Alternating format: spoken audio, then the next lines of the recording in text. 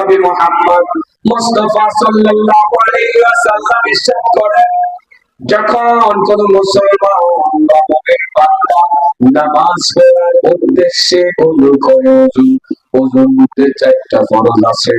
এক নাম্বার ফরজ হলো সমস্ত মুখ ধৌত করা, কপালের চুলের গোড়া থেকে থুতার নিচ পর্যন্ত, এক কানের লতি হইতে অপর কানের লতি পর্যন্ত সমস্ত মুখ ধৌত করা।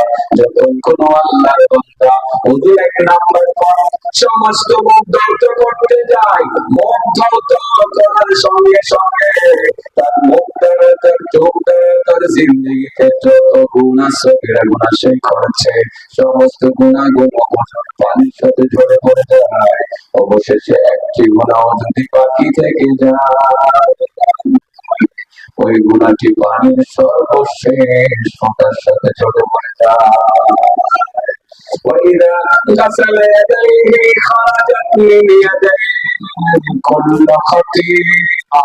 যখন দুই নম্বর ফরজ দুটি হাত ধৌত করতে যায়, তার হাত দ্বারা তার জিন্দেগিতে যত সগীরা গুনাহ করেছে সমস্ত সগীরা গুনাহগুলো ওযুর পানির সাথে ঝরে পড়ে যায়।